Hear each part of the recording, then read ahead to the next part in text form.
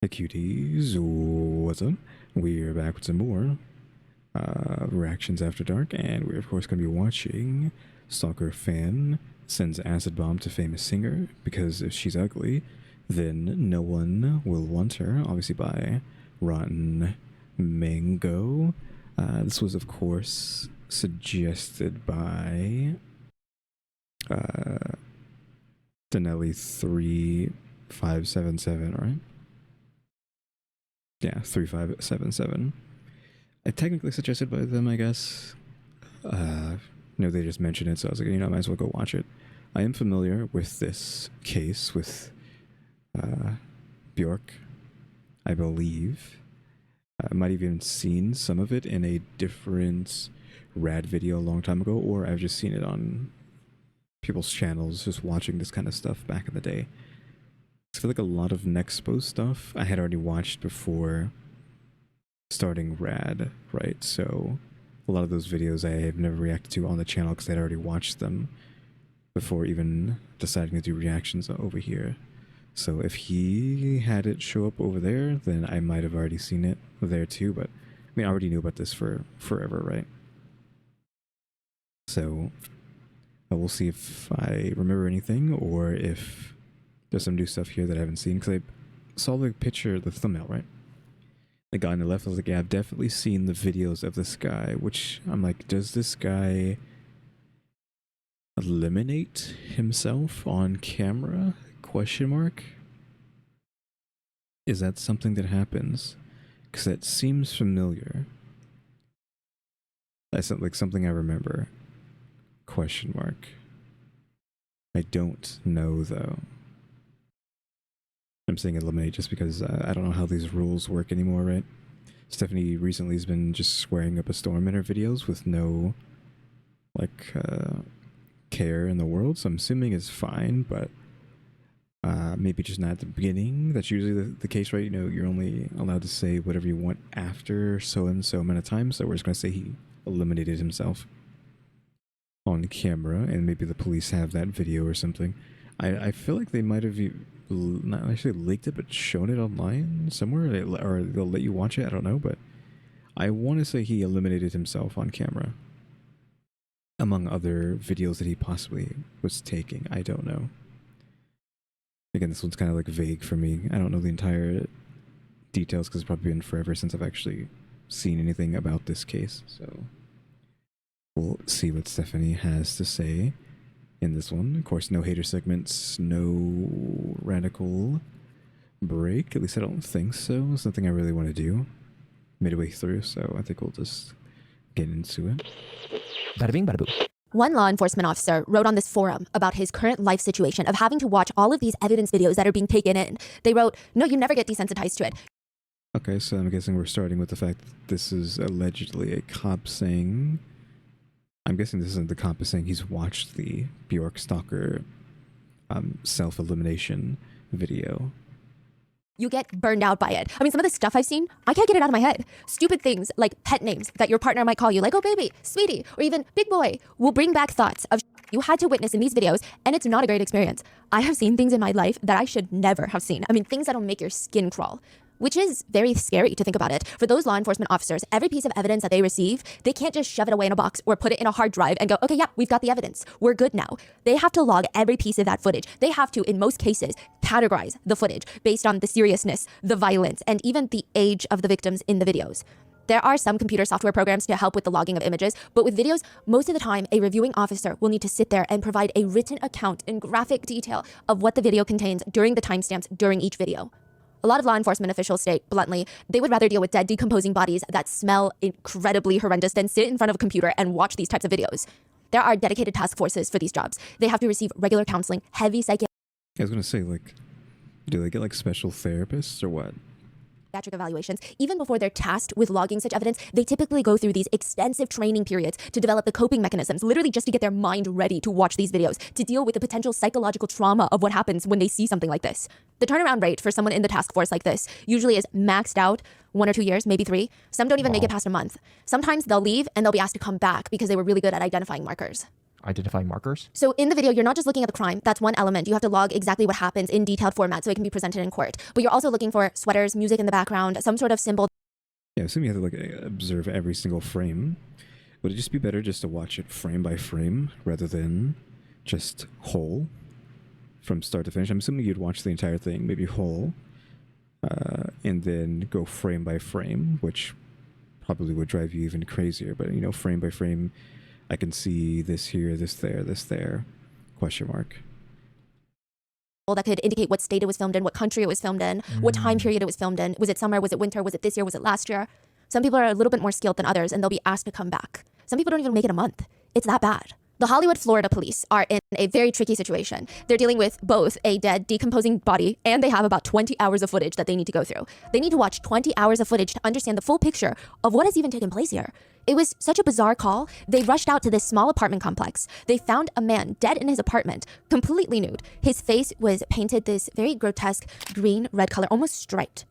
Striped green and red fully. He looked like he was wearing a mask. He didn't even look human. The entire apartment is a mess, like a hoarding situation. The only thing that stood out immediately to them, 1996? well, it's pretty unavoidable. Someone wanted them to find it. On the wall above the dead body, written in giant painted letters, it's taken up the whole wall, the entirety of the wall. It reads, "The 8mm tapes are a documentation of a crime, a terrorist matter. They are for the FBI." And it had an arrow pointing to a stack of tapes. Is that the 20? What is that?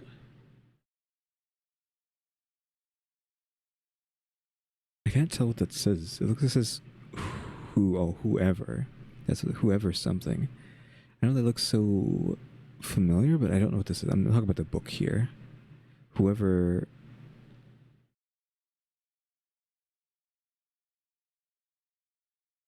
I can't figure out what that says. Guess who? This is upside down, I think, so I can't tell. 20 hours? Yes. So if anything is going to help them figure out exactly what happened to this dead person, it's going to be the tapes. It's not something that they can let linger or wait for a designated task force. One of the tapes is even titled "The Last Day." They insert the tape and press play. The man's death is entirely caught on camera from start to finish, from him heavy breathing before his violent end, and even afterwards he lets out this kind of gasp of air, but it sounds like someone gurgling mouthwash, and they just watch him die right there on the screen. Okay, we'll start rewinding the tape. They start rewinding the tape to right before he dies. And right before he dies, he had ripped the pages out of a book to make this little empty space, like a hidden compartment inside of a book. Wow. And inside of it, he had placed a bomb. He video logs that he plans on sending it, this book bomb, to one of the most well-known female celebrities in the entire world. I was gonna say, like, are they gonna find it in the house? But like, he already would have like sent it out, right? So they have to try to intercept it before it gets to her. Straight to her home address. The officers stare at each other. Stop the tape right now. They pause it. Did we not just see a book that looks just like that still inside of his apartment? Get everybody out now. Okay, so it was still in his house, so does he choose not to do it at the end? I don't remember. Because what would it still be doing in his house if he sent it, right? If he was going to send it. Because you can't send it if you're dead. Question mark. So is this a case where he chose not to? Again, it's been so long since I've seen or heard anything about this, so that's why I don't know. Get them out now and call the bomb squad. Of course, here we have the little intro here. Again, if you don't know why I mute here, it's because this audio that she plays here is copyrighted. It's got hit for it for like the first time I watched her video on the channel, her videos on the channel. This audio got flagged, so that's why I always mute it. Today's sponsors who have made it possible for Rotten Mango to support the National Network to End Domestic Violence, a nonprofit organization dedicated to creating a social, political, and economic environment in which partner-related workplace and stalking violence no longer exist. They provide legal resources and support for things like restraining orders and much more. This episode's partnerships have also made it possible to support Rotten Mango's growing team, and we would like to thank you guys for your continued support as we work on our mission to be worthy advocates. As always, full show notes are available at RottenMangoPodcast.com. Now, before we get started, a few quick disclaimers. There are a lot of heavy topics in today's episode, references to hate speech, racism, violent stalking, and self-exit. Additionally, the perpetrator in this case states that he has a genetic disorder as well as struggles with his mental health. Obviously, it shouldn't need to be said, but just in case, these are unrelated diagnoses, and anyone with similar disorders or mental health struggles is not inherently violent, nor does this particular case represent communities as a whole. So with that being said, let's get into it. First of the 20 tapes, which we will refer to as the video diaries. Because we are going to go through the entire 20. I don't know if she's going to play the whole thing or not. So I would assume others have shown all the tapes minus the self-deletion. tape before. Also, by the way, Nexpo uploaded a new, was it Nexpo? Nexpo, because I was talking about them earlier, uploaded a new video, I believe, recently about, what's the game? Is what the game called? Deadwood? I forget what it's called. Darkwood, I think. Which I've watched people play that game before. It's a horror game. I'm not gonna react to that because it's a 3-hour video about a video game, but I would suggest, you know, go watch that as well. Just as a suggestion in the middle of this video, before we get too deep into this, go check that video out. His Darkwood video. I've already watched like over an hour of it. I think already. Well, I haven't really watched it. I put it on the side over there while I was doing other things. While I was playing it, so I had it running in the background. Since, you know, it's just his commentary on the video game, but the way he's doing it is like he's describing the story and what's going on in the game. It's not like a gameplay video. The gameplay is happening, but it's not how you typically would watch like a playthrough. It's not a playthrough. It's him narrating what's happening in the story and getting deep into the horror and the atmosphere and whatnot. So yeah, I suggest go watch that. Anyways, back to Bjork. 20 separate tapes, 20 hours long video diaries. It starts on Ricardo Lopez's 21st birthday. His present to himself is this: the camera to document his life, his art, and most importantly, his big plans. This is January 14th, 96. He looks at the camera. Do you want to see something funny? I'm going to show you who I am.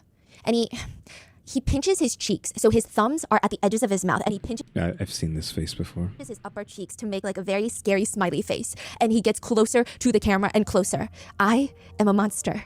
Can you see me smiling at you?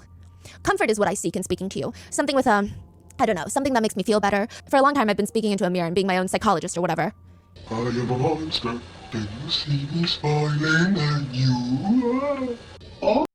Did he pitch shift this down, or is Stephanie pitch shifting it down? He said that he plans on documenting his plans to send his favorite celebrity an HIV bomb. Because she deserves to die. So he's gonna find a sex worker that has AIDS, pay for her blood. Obviously, he's not gonna sleep with her. He states that. Then inject the blood into hypodermic needles. Send her a package looking like it's from a PR firm from New York City that's inviting her to an AIDS gala. That's perfect. In research for funding for AIDS, she's gonna open up the invitation and boom, straight into her thumbs, 2 needles will inject her with HIV AIDS blood. He states, I really like this AIDS thing. It's sort of poetic. Technically, if you really want to get into it, it's much easier than having to go fly over there and stalk her or shoot her or stab her. He said he would make the package seem like a formal invitation. He pretends to have his thumbs poked at one point and he starts screaming bloody murder because that's his master plan. This way, I mean, she can't not think about him. He will be the biggest part of her life. He will be the one person in her life that she'll never stop thinking about. She'll never forget him.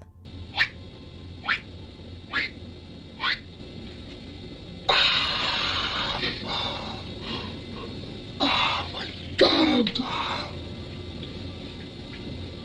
Those 2 hypodermic needles are going to poke her thumbs, thus introducing into her bloodstream HIV-contaminated blood. So for the next 20 hours, that's over the span of 9 months, so he's not vlogging like 20 hours straight, he will start documenting his own mental collapse until he finally successfully mails a bomb to London. Okay, now, so he did successfully mail something. Let's say, like, I'm pretty sure something did go, right? It's just weird that they saw this book in his house, but maybe he has multiple, so that's a red herring at the house. I guess we'll get to that eventually.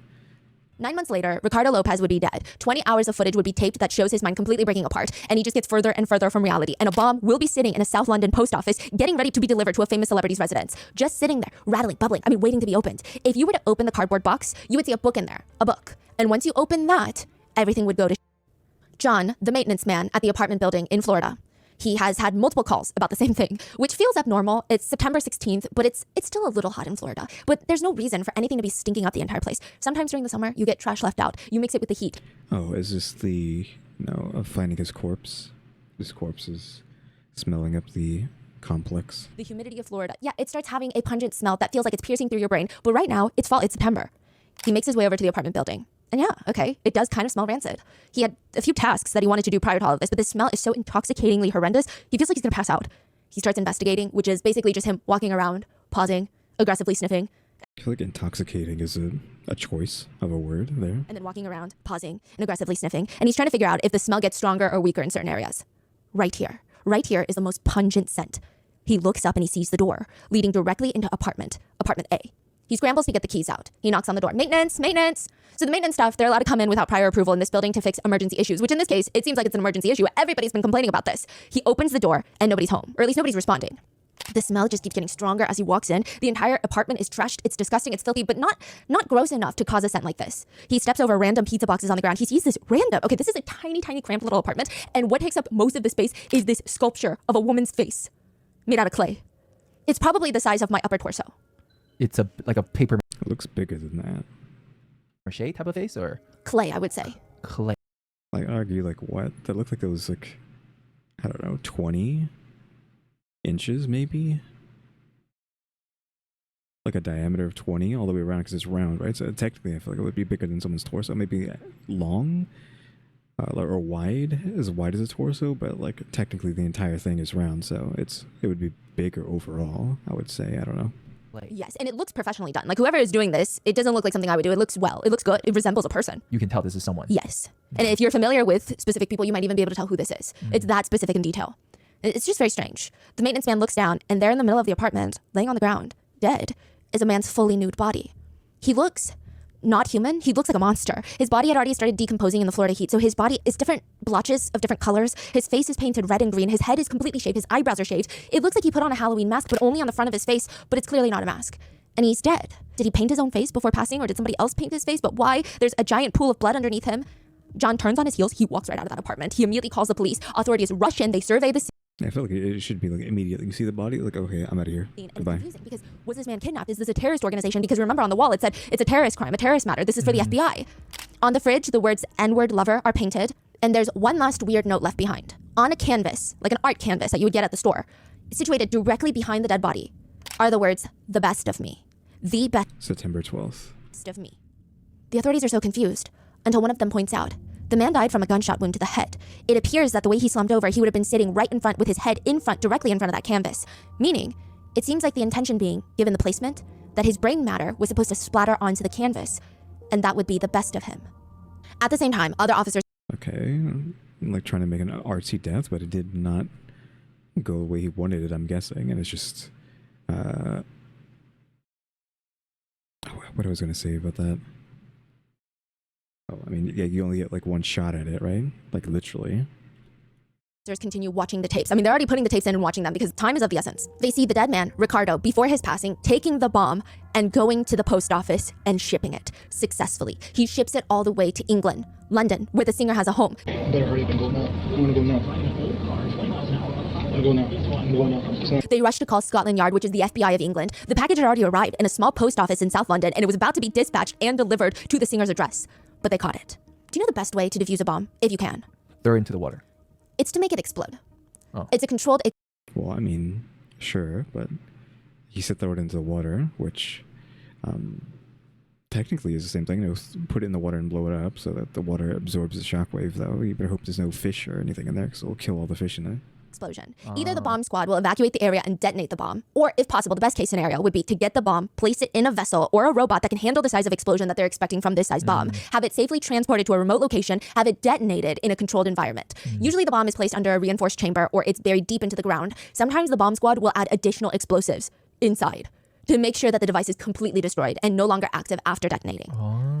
That is what the Scotland Yard do to this bomb, the one that was addressed to the globally known famous singer. But now that the bomb is detonated, the singer is safe and secure, she never got the bomb, there's a few lingering questions. Why did this man from Florida send an Icelandic musician living in London a bomb? Like, it's so random. There's no connection. They don't know each other other than maybe he listens to her music. And why is he dead now? I mean, what was his plan? But it's crazy that it went through customs. That is kind of crazy. But is it because it's a very different bomb? Like, it has he's made it like needles and all that? Yeah, it's not necessarily an explosive type of bomb. Yeah. Now, the dead man's name is Ricardo Lopez, but a lot of people that know him, they just call him the Bug Man. He's an The Bug Man? I don't think I've heard that before. exterminator. That is his occupation. Oh, okay. And That he makes works sense. for his older brother, George, who owns this pest control company in Florida, which, you know, Ricardo is not very happy about. If you told Ricardo, when you drop out of high school at 16 years old to pursue art, you're going to end up being the Bug Man, he probably would not have believed you. Because that's crazy. Okay, so he was doing art stuff, right? He's trying to be very dramatic and artsy and whatnot with these tapes and, you know, his death. He's trying to make his death very artsy. What type of art? He did a lot of drawings, pastels, watercolors. I mean, he does seem to be skilled at art. He seems to have a talent, yeah. Oh, the statue was made by him? The sculpture is made by him. Now he's 21 and just exterminating cockroaches and flies on a daily basis. He would have these little outbursts on the job, and this is why his brother would constantly keep an eye on him. It's always been a thing in the family that Ricardo isn't the most mentally stable. You know, he's a little unhinged, but they try to be understanding. He would have these outbursts. I'm an exterminator, a bug man, as many people would choose to refer to me, you know, cockroach man. But most people in this world, I'd say the majority are cockroaches, me being one of them. If you look around you. I'm a piece of shit, eh? That's why I'm not interested in finding a girlfriend. I'm a dirty, sloppy, fat, disgusting piece of shit, okay? But he still took pride in his work. He would say, I really enjoy destroying these cockroaches. It's a pleasure for me. That and the fact that he had access to a lot of harsh chemicals because of his job. He would say things like, I have access to many potentially catastrophic chemicals, and that's my advantage because anybody can have guns. Chemicals, people need access and knowledge, and I do. Which, to be fair, maybe he's just dealing with the trauma of having his dreams go down the drain, and this is his way of boosting his ego. I mean, I think it's terrifying, but I think a lot of his... We're just going with an acid bomb. Like, what kind of acid are we talking about? You'd assume sulfuric acid just from the because if she's ugly comment there. But would anything else, like, do that to someone? Just from an acid standpoint?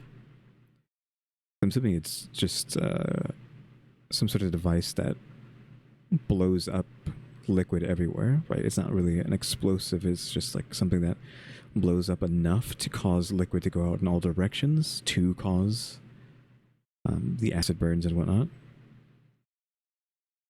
And this is not obviously related, but is there any sort of correlation between this and the acid cup stuff in London? That was not in London, but somewhere in England, right? That was the thing that happened, right? It wasn't just a prank. Like people, like someone did have a cup of acid and just threw it on like a random woman's face over there at some point.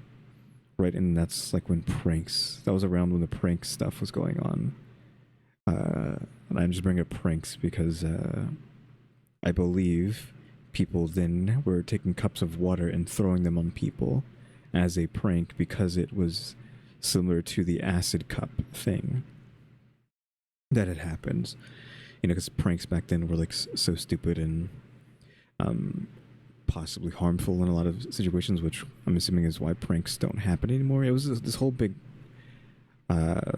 controversy and whatnot with like pranks just being out of hand and stupid and brain rot. It was like the precursor to like current day brain rot, right? Because we're seeing, oh, this is like stuff that's poisoning the minds of the kids, is all these prank content. And now it's like, what is it? It was prank content better? Like, are we at a point where like, oh my god, and brain rot from nowadays is so bad that we need to bring back pranks? Because it's just like the thing just gets worse and worse over time, right? But yeah, so I don't know if this has any sort of similar connections, right? Because it happened in the 90s, so the acid cup I think was within the new millennium.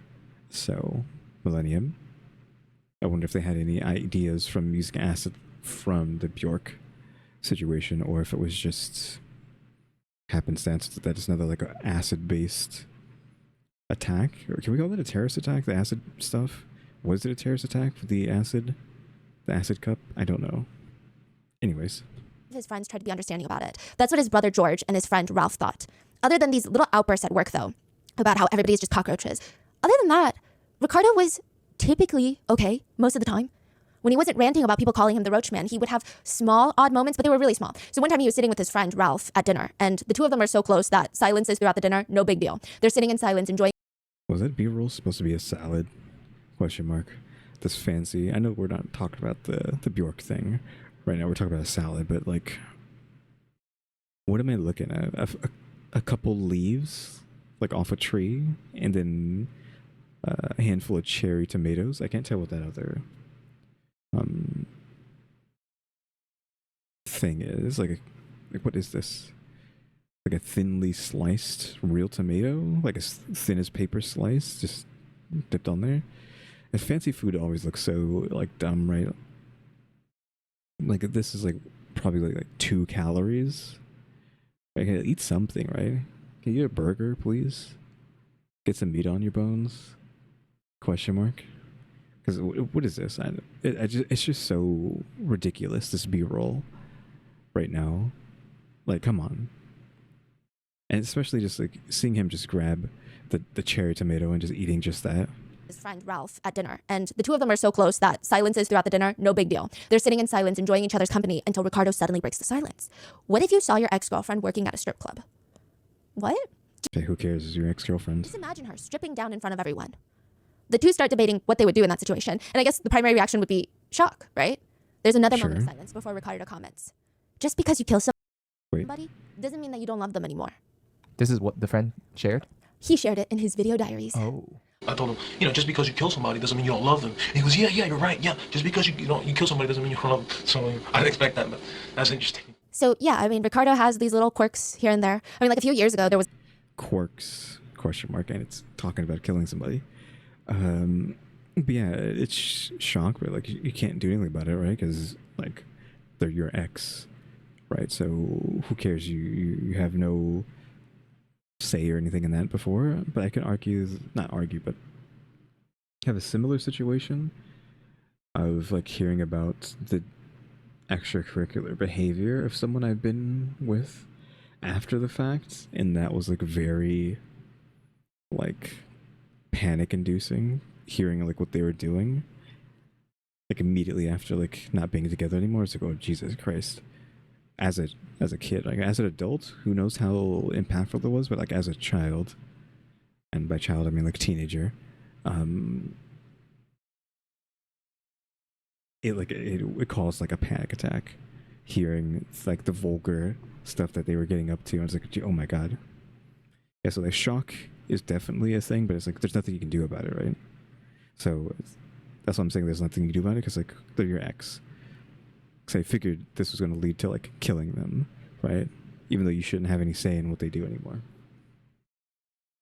There was another incident. Ricardo's family had walked into his room, and it was pretty terrifying. I mean, but also potentially amusing if they thought this was some sort of like YouTube prank. Starting from the top where the ceiling begins, all the way down to the floor, every single inch of every single wall is covered in the same face. A picture of the same face. Ricardo had taken a picture of one person and taped it all over his walls. Like those YouTube pranks. Exactly. But it wasn't a prank. I mean, what the hell? Like, what's going on? Is this a celebrity that he won't stop talking about nonstop? The one that he purchased all those magazines about? Is that the one? The CDs? Like, why is he obsessed with her? Ricardo would come home and try to convince them it's for an art project. It's supposed to be like creative expression. But the family would never forget because it was just so strange. Ricardo would later say this was his attempt to get rid of his obsession. I mean, think about it. If you're obsessed with somebody, if you're obsessed over a famous celebrity, how are you going to move on? How are you going to continue in reality? If you think that you have a chance at dating them and your whole life is being held back, how do you move on? He has to break the fantasy. He said, F it. I was going to desensitize myself. I had hundreds of photographs of her face all over my walls and everything. That way I would get sick and tired of looking at her face, and it would lose that magicalness. That was a big step for me. But clearly, it didn't work. That's not what happened. Because the police are now sorting through 20 hours of footage left behind. They're learning about his plan to send his obsession an HIV-infused bomb, and they just need answers because this case is going to blow up internationally. They need to figure out what to tell the public. Did he send other bombs? Is this a case of a deranged stalker? Did he stalk any other celebrities too? Are there other crimes that he might have committed? And why Björk? Why this celebrity? The tapes are only from Ricardo's perspective of things, and how much can they trust? From records, they can see that Ricardo Lopez was born in Uruguay before immigrating to the US as a kid. He first moved to Georgia, that's where he was raised, then to Hollywood, Florida. Georgia? Yeah. He was here. Yeah. But that doesn't tell them too much. I mean, the authorities, they reach out to people who would have known Ricardo when he was a kid, and they want to know because sometimes those with obsessive personalities, to the point that they become violent towards their obsessions, there might be signs when they're young. There might be little clues. Everyone who knew Ricardo was very confused on how to answer the question. I mean, he was close with his family. There was nothing to indicate that something was wrong. I mean, unless you consider being very shy a crime. He's just one of those kids that didn't make a lot of friends. He liked to keep his circle small. He was an introvert. Very big introvert, actually. I mean, even now, he probably only had like one guy friend, two guy friends. When was this happening? 96. Oh, okay. Yeah, Ralph being one of his best friends. But you know what? Now that they're all thinking about it, he did have this thing where he was terrified of talking to girls. Like, terrified. But everybody just thought, I mean, he's super shy. He was extremely intelligent, though, so he just maybe not interested in dating. He did have this fantasy, though, that he would become this world-renowned artist, and that would occupy his mind since childhood. But he didn't become one, right? Well, he never applied to any schools. He was too terrified of rejection, so he just wouldn't apply. He did have this small thing, though, where he would sometimes get fixated on certain movies or certain actresses. Like one time he was watching Thelma and Louise, and he knew every line to that movie. Same with Beetlejuice. His favorite was this actress named Gina Davis. It's almost like he watched anything that she was in. I mean, anything for her, he would watch it, he would buy it. He knew everything about her. He could recite any line that she had in any show or movie. Even if she was just like making a cameo and had one line in a show, he would know that line, and he would know the timestamp of when she comes on. Which sounds a little bit alarming, but one day he went to go buy a magazine with her on the cover, and I feel like that this is crazy, but I feel like back in the day, that is just how some people were. Like, I knew a girl in elementary school who could recite Shrek, the entirety of Shrek, I think, and I'm not even joking. Like, she knew every line, and she was like, we're just repeating it. Like, they played Shrek in the cafeteria for some reason. I don't know why we were in the cafeteria and why they were playing Shrek, but they were playing Shrek. And she was literally just ad-libbing. Is that what you say? Like, the entire movie, the entire time, just like talking the lines the whole time. Because I'm guessing she just loved it so much. Whoops, hit the mic there. Just that kind of obsession. I think it's just like an old school thing, but maybe people are still out there doing that.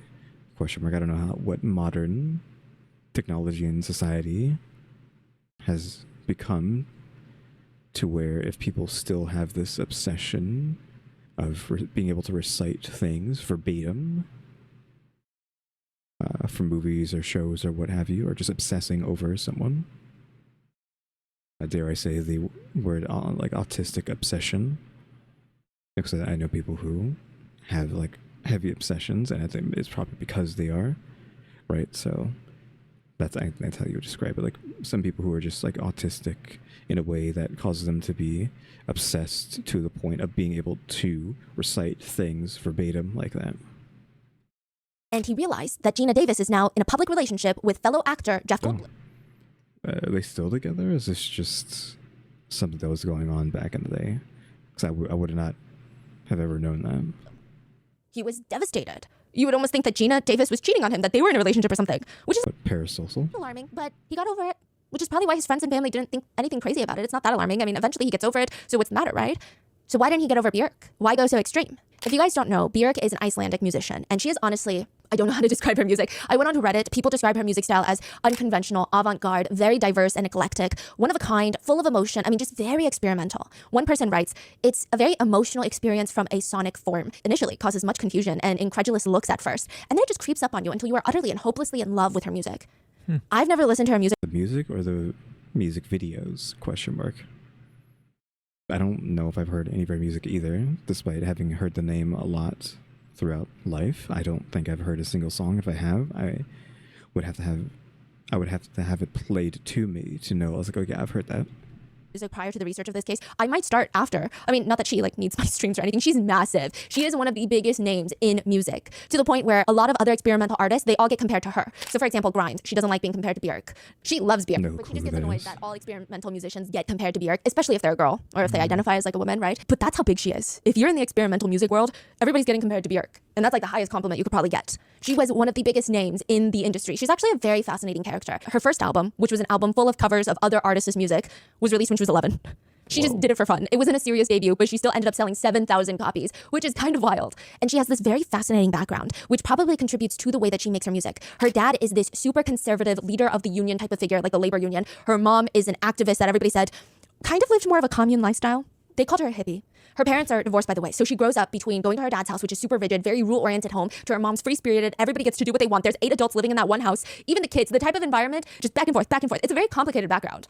Björk said that she loved and hated the experience of being so free on her mom's side. She said, can you imagine being brought up by 7 grown-ups who all hate work and all they want to do is play games all day and tell you 4-hour-long stories and make kites? She said she loved and hated. Yes, like she loved it and grew to resentment because when you're a child, you want order and authority at points. She said the house was painted purple. So, yeah. Later in Björk's musical career, The heck does that mean? Painted purple? That must be a phrase that I don't understand or haven't heard of before. Like saying a house is painted purple. I've never heard that saying before, if it is a saying, and not just like literally the house was painted purple. she becomes very experimental. Apparently one time she wanted the acoustics of a song to sound a very specific way. So she went ahead and starts recording in a bat-infested cave in the Bahamas. Bat-infested cave in the Bahamas.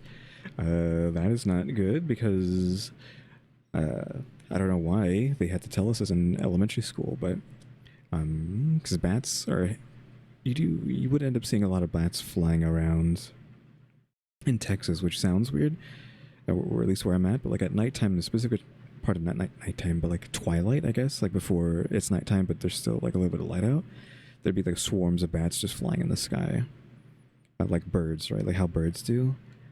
And they would have to tell us, hey, if you see a bat on the ground or anywhere, like do not touch them, do not like stay away from them or whatever, because you're going to get rabies and then die or whatever. So hearing bat-infested cave, I'm like, you're going to get rabies. You shouldn't be doing that. Question mark. Also, just to roll back, because it is driving me crazy.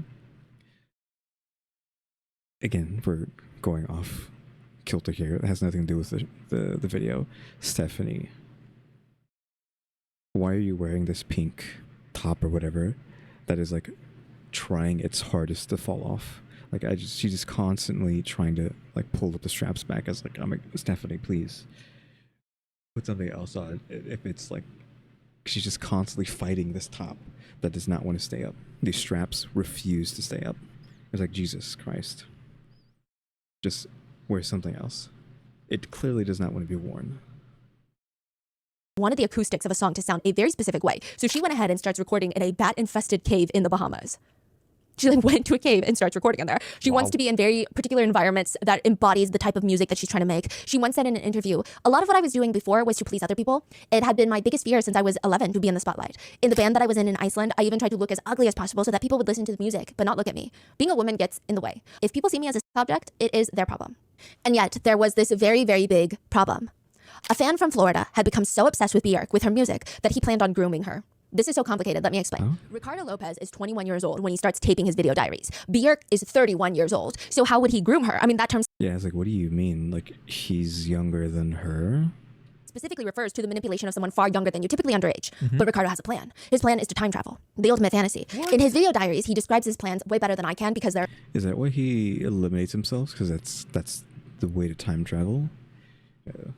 What is it going to be like? Because he's removing his consciousness from this plane of existence, this dimension that would allow him to shift his consciousness to a point where he's older than Bjork? Question mark? Is that what he's gonna do? Like, again, shift his consciousness to another plane of existence where he's older and can be a predator? they're so unhinged. But he states he wants to go back in time and meet Björk when she's a little child. Why? To be the single most important influence on her life. What does that mean? Help her develop that attachment for me. I go back and I become the single most important person in Iceland for the fact that, I mean, imagine a traveler from the future that comes with news from the future, and I came to Iceland exclusively to see her, you know? Besides, going to the past is simple compared to going to the future. The future is, well, cryonics, the art of freezing people, right? That sounds crazy, but there's a corporation in California that freezes the rich and famous. They'll freeze your whole body, pump out all the water in your body, and then they inject like a gelatin into you, put a different cocktail of drugs into you to help your cells avoid freezing. It goes into detail, and I can talk about it Yeah, this is something that was going around in the 90s where they're trying to figure out how to freeze people after they die and then hopefully bring them back, like figure out how to bring them back in the future, but I don't think it worked, right? I think you just can't freeze a person and keep them preserved to be used later, or however the technology was being used back then wasn't good enough. So yeah, I don't think that's still happening. Maybe it is, who knows? Maybe all the crazy elites have already been like deep freezed and they're just waiting to be brought back to life once they figure out how to do it. I don't know. Or maybe like once humanity's been wiped out because of some sort of nonsense, it's like, okay, it's time to bring back all these nut jobs that were waiting for the end of the world. I don't know. later if I want. But the thing is, they freeze your body for the future. They just don't have the technology today to resuscitate you, but they will soon. So this is the plan. You get frozen, and then 150 years later, 250 years in the future, you wake up and they have a time machine type thing that's already built. Well, that's the fantasy, right? The plan was to freeze himself, wake up in a time machine, right? Then go back to the past to be the single most biggest influence on Björk's life. He says, me being there in her reproductive years or young, flowering years, looking up to me, you can change people at an early age, but not when they're much older. The earlier, the younger you are, the more vulnerable, okay? Especially a young girl. Their minds are very vulnerable, ready for information. That's how minds work. That's how minds work, and the younger you are, the more susceptible it is to a person with a plan, sort of like to, not to abuse it, but to mold it, I want to get her to be interested in me. Man, who the hell is this guy? If I go back in time, change her life completely, and she decides to stay in Iceland and she pursues, her career, of course, but like in a different, completely different fashion, this and that, and maybe she's not famous, okay? Either way, the plan is go back in time with the knowledge that I have now and just bring her the utmost pleasure, She's never had any experience if I meet her when she's that young. And imagine what that could be for your first experience, for hours. He talks about performing oral. Yeah. First of all, is he being serious or is he just talking out of thin air right now? It seems like this was his ultimate fantasy, but he realizes it's not going to work. He doesn't have the money to get frozen. He doesn't know if this is a surefire plan, so he's just going to kill her instead. But this is his ultimate fantasy, if he could make anything work. Wow. Okay, so his ultimate plan is go to this company, get frozen, Yeah. wake up 50 years, 100 years later. Next to Walt Disney. Next to Walt Disney? who is allegedly frozen. Yes. Oh, okay. And there will be a time machine built Alright. from the future, and then Yes. you jump in there and travel all the way back Yes. to groom her. Yes. Wow. And I don't know where in the That is like kind of crazy to be like, yeah, I'm going to travel to the future so that I can then travel to the past. timeline this is, but he talks about being her very first and how he will go down.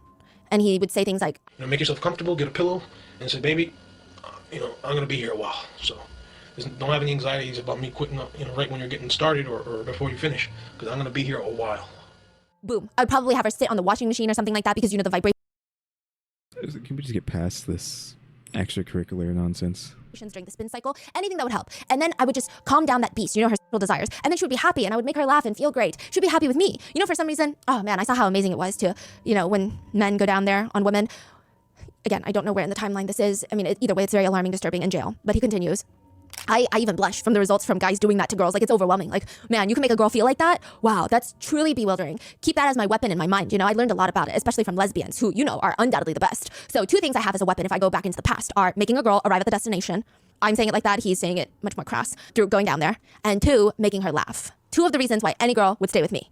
He says that he needs Björk to see him, like really see him for who he is. He states, Björk has been an incredible part of my mind. It started with a crush and ended up with an obsession, which I'm not embarrassed to admit now. It's an obsession. It sort of calmed down. I mean, times I've been okay with it. It flared up. The flaring up usually comes about by, reading an article.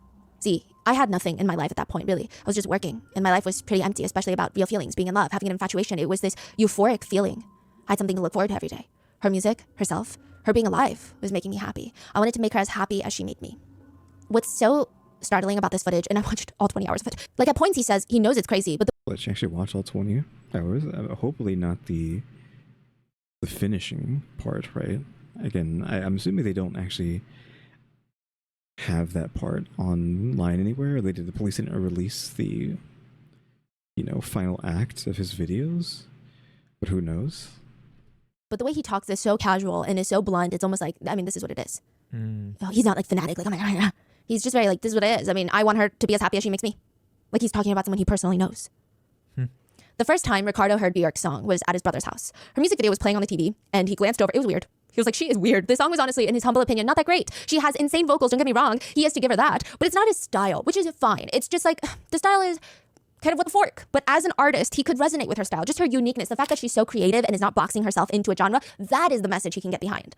Anyways, he goes home after his brother's house and he remembers, oh yeah, that music video. He gives it another listen, mainly to get inspiration for his own art because he's trying to be an artist. But he can't stop looking at Björk's face. Just the way she did everything.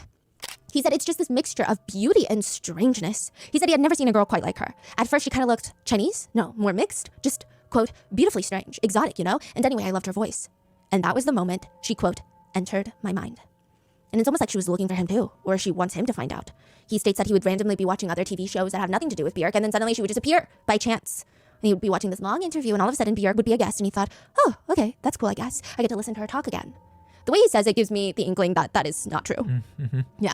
I get to listen to her speak again, and he just keeps noticing all the special things about her face. But this time it's like her little quirks and mannerisms and her accent. She's got an Icelandic accent, and it's very pronounced. He said, I'm completely intrigued. And I myself have many of those similar quirks, like scratching and the crinkling of her nose, picking her pantyhose. I myself as a child had many of those quirks of like fidgeting. And I found that kind of cute, And then I learned she had a son. I didn't know how old she was. She looked so young. I guessed her to be in her early 20s. Very young. She looks almost like a little girl. No wrinkles. Very, very young. I was quite surprised later when I learned that she was, 28 at that time. I was like, wow, man, no way. It was a little bit of a letdown in a way. But he couldn't stay away.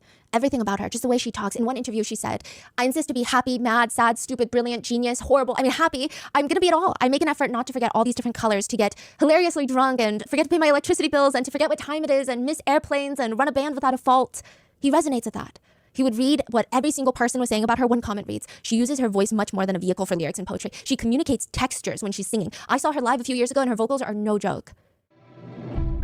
Oh, just random ad out of nowhere. What is this for? Let's see.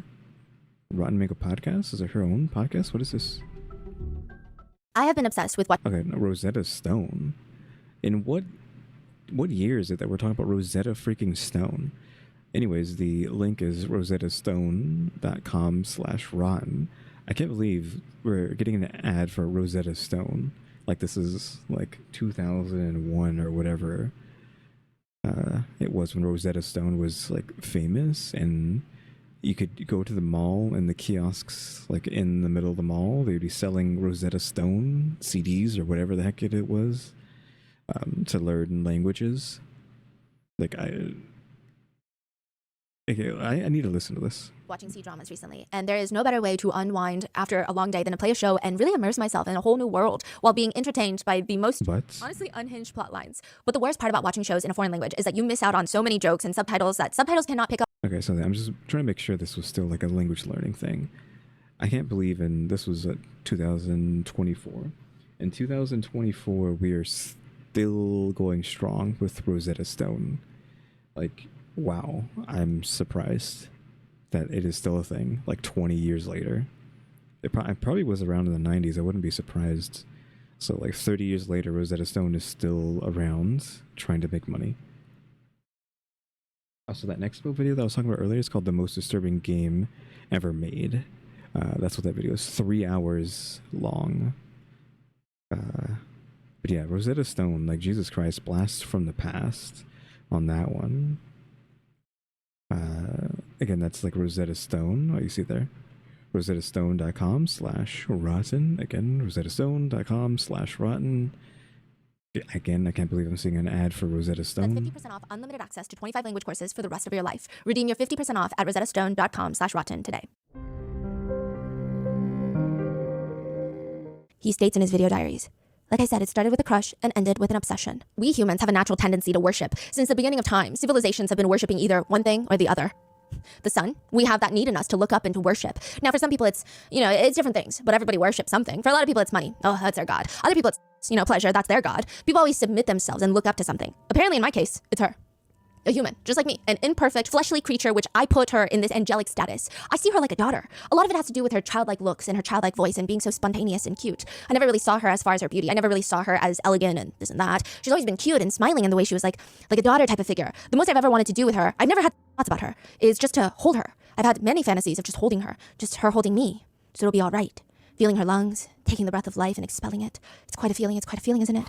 What I just felt right now? What was there, like, no sort of, like, fantasies, and yet he talked about in length just that? Hello? I just felt a rush. It's kind of silly, but it makes sense. Technically, God had to fill the earth, bring males and females together. This is different. When you look at the person and you just want to hold them in your arms forever, I love you, just be there together, just me and her and feel that bond. The reason why there's magnetism like that, now for anyone to tell me that that's not love, they're the ones who are out of their minds, because that's plain and simple. Because this is a very instinctual type of thing, because we're animals and stuff like that. The male, the instinct has always been that protective provider type of role. The woman instinctively has more of that caregiver, the preparer of foods, this and that. When a man sees a woman as a little bit of a childlike, helpless, somewhat, he sees her like, submissive, and that's very attractive. When a woman blushes, it starts in the cheeks. And I always found that subconsciously attractive. Never really thought about it. She's blushing. She looks cute. I never thought of it. But flattering, Very childlike, very innocent. And then the flushing moves down the neck, and then after a while onto the chest, and that's a very response, okay? Because again, men like a submissive, helpless little girl looking up to you. Even back during the Victorian ages, women would sometimes have he goes on monologues. Where? Yes. Like, what video is this? Like, number 1? Oh. The introduction? Let me tell you, it's all merging together. I think this is like 5 or 6. Okay, so he goes on, he's just talking about his thoughts. Yes, nothing is very coherent. So as he's like making bombs. There's like video diary. Yeah, he will go on his thoughts. Sometimes he will literally just... Is he on the phone? Vlog. He'll come home after work and then just turn the camera on and share his thoughts before going to bed. And sometimes you're saying he's working on a bomb? Yeah. Is he vlogging the bomb too? Yes. And he's talking while he's working on the bomb? Like random thoughts? Random thoughts. Wow. Yeah. Even back during the Victorian ages, women would sometimes have heels, like 6-inch heels or something like that. And they'd be walking on their toes. They always had to have an escort that they, when they walked, because they would fall over. And that helped, because hopelessness is very attractive to males. Instinctual. He continues, I think that's my underlying reason for my attractiveness to her physically. That and her voice too. She has such a childlike voice. When she spoke, very sweet, very subtle. And then when she sang, unbelievable. Does she? Again, as someone who's never heard a single song from her. The degrees of emotion that she sparked in me, and her face, larger eyes, they look more childlike. Higher cheekbones, right? Shorter foreheads, little details. She does have a very striking face. Like that. Her little button nose that completely drove me nuts. Oh, I love her nose. So cute. She's got such a cute little girl's nose.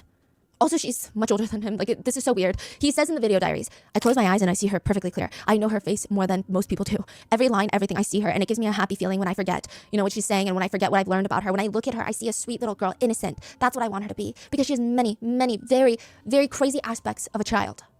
And now she is all he thinks about every waking second of Ricardo's day. Nothing else matters but Bjork. It's getting bad. Ricardo actually knows it's getting bad. He would retreat into his little fantasy world where he's having full-blown conversations with her in his mind. I mean, just constant back and forth. And at first he said it was to indulge himself, but now it's become a problem. He says, she had become such an entity in my life. She was so real.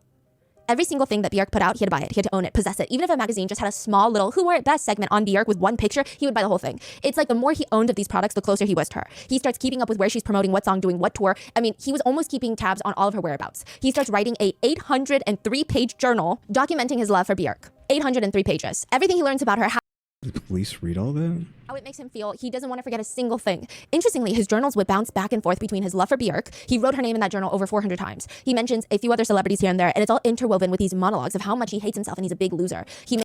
I feel like 400 is not that much for 800-page, let's call it a diary, right? Because you'd assume, okay, wouldn't she be on every page at least? So that's 800 pages. But no, it's only half the pages does he say her name? Question mark. We're getting into this loser thing again. He mentions a few other celebrities here and there, and it's all interwoven with these monologues of how much he hates himself and he's a big loser. He made at least 150 references to himself being a failure and over 50 references of violence, ranging from violence against himself and straight up murder. Murdering the Bjork? Yeah. And it's starting to piss him off a little bit that she never writes back to him because he's writing her letters. He's part of her fan club. He says, if she had just written back just once, I would have been happy. We're getting the Stan now? We're getting Stan territory? Question mark? Like literally Stan? We've gone not necessarily full circle, but we can argue that we're going full circle, at least with the RAD videos. We have to bring up Stan again by Eminem. No, again, I believe the originator of the word Stan. This should be a derogatory term, question mark. Like people try to use it for like a less impactful word, but I feel like it should be reserved for people who are crazy, like this guy. Question mark, because he's literally talking about the Stan video at this point where he's writing her letters and she's not responding, and he's like, oh, if she would have only responded once. But this is like almost literally just the Stan music video by Eminem, where the guy's like writing to Eminem, he's telling him about his life, right, and whatnot, and then just Eminem never has enough time or any time to respond back to him. But then I think in his last letter to, is it a letter or is it like a cassette? It's like he's talking about, hey, screw you never responded or whatever, this or that, right? And then Eminem's writing back saying, hey, I'm sorry I couldn't get to you sooner. But then in realizing that maybe this guy's not even around anymore, he's actually, I'm guessing because like on the news they talked about him killing his himself and his girlfriend, right? The Stan doing that. And like Eminem realizes that that guy was on the news or something that he's now writing a letter to. It's like too little too late. Like literally this Bjork guy, Bjork Stalker, is just talking about the Stan video. When did the Stan video come out? Because it's obviously happened before that, I think. If only I had like more expression on this thing to tell you like how I felt looking up the date of the Stan music video. Because I usually like to get up close to the camera, but the model really can't do that. Or at least this program doesn't let me do that. But the release date for this video, for the Stan music video, allegedly was November 21st, 2000. So the year 2000.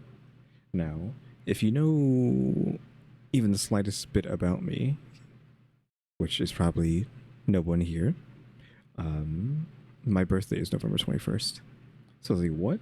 That video released on my birthday back in the year 2000, new millennia?